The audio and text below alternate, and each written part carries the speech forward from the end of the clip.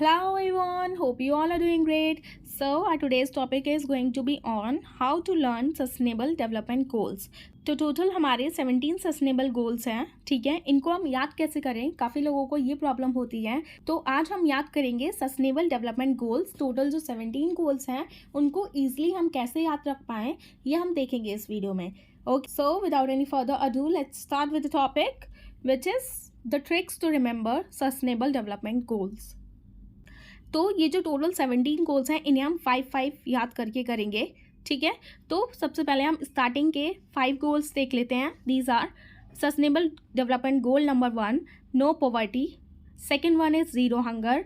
Third one is good health and wellbeing. Fourth one is quality education and the fifth one is gender equality. Okay, तो सबसे पहले होगा no poverty, ठीक है। गरीब लोगों को सबसे ज़्यादा किस चीज़ की ज़रूरत होती है? फूड की, ठीक है।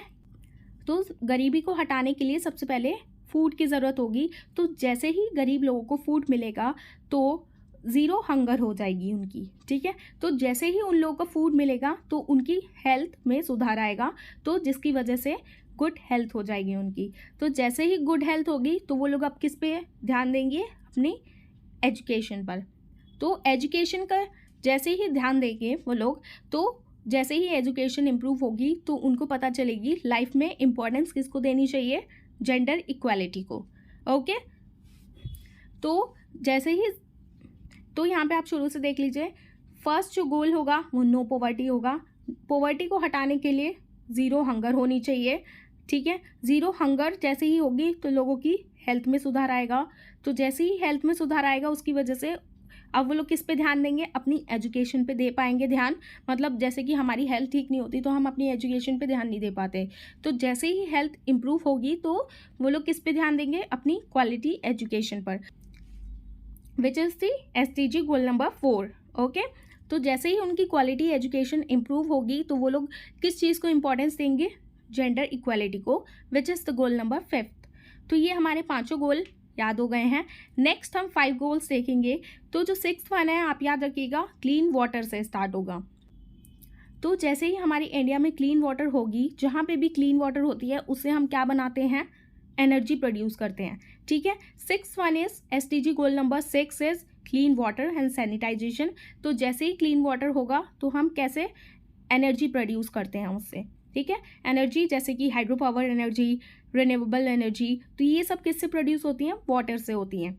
ओके, तो 7th one is goal number 7 हो जाएगा हमारा अफोर्डेबल एंड क्लीन एनर्जी। तो जहाँ भी क्लीन एनर्जी प्रोड्यूस होने लगेगी तो उससे फिर लोगों की इकोनॉमिक ग्रोथ होती है, ठीक है। क्लीन एनर्जी जहाँ भी प्रोड्यूस होगी तो उससे हमें पैसे मिलते हैं, मतलब इकोनॉमिक ग्रोथ होती है हमारे इंडिया में। तो गोल नंबर 8 हो जाएगा decent work and economic growth. And next one is goal number 9, industry innovation and infrastructure. तो जैसे ही इकोनॉमिक में ग्रोथ होगा तो उससे क्या होगा? हमारे इंडिया में मोर इंडस्ट्रीज़ डेवलप होंगी, जिसकी वजह से इनोवेशन होगा, इंफ्रास्ट्रक्चर डेवलपमेंट होगी, ठीक है, इकोनॉमिक ग्रोथ की वजह से। तो goal number 8 is economic growth. Goal number 9 is economic growth की वजह से हमारे इंडिया में आएगी इंडस्ट्रीज़ और प्रोड्यूस होंगी, ठीक है, इनोवेशन होगा, इंफ्रास्ट्रक्चर बढ़ेगी। Okay, next one is goal number 10।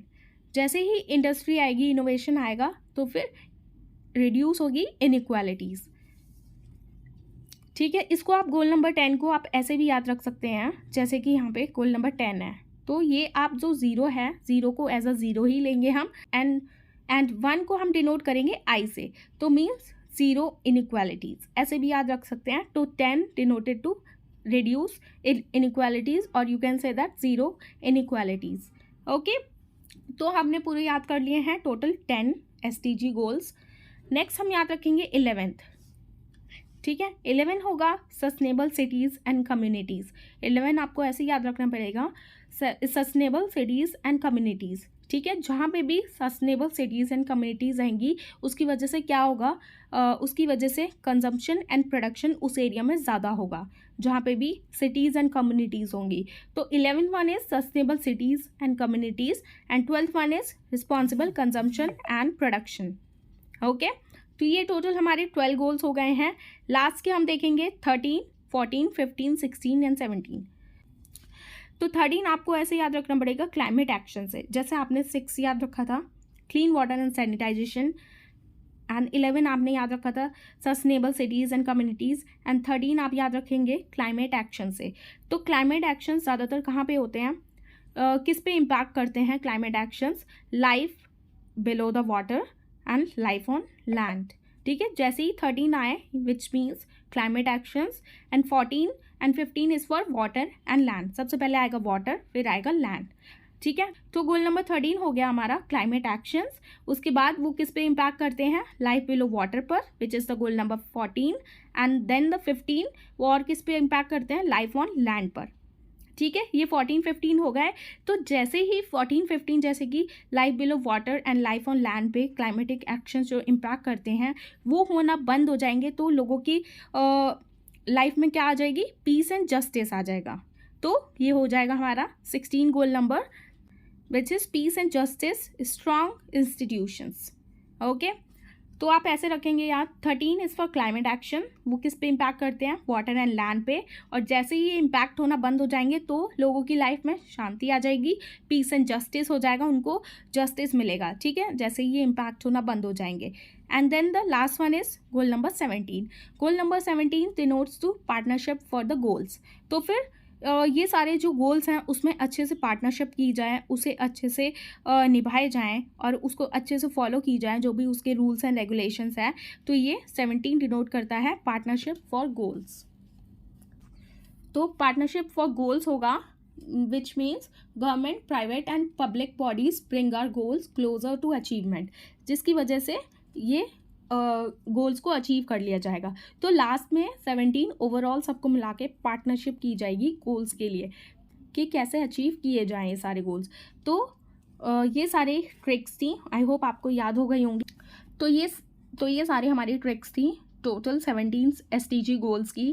So this is the end of a topic, and I hope you have found this video informative, and if you found this video informative, please give it a thumbs up, and for more informative videos please like, share and subscribe to my channel, which is Shivi Study Education. And thanks for watching. Bye bye, take care, I'll see you in the next one.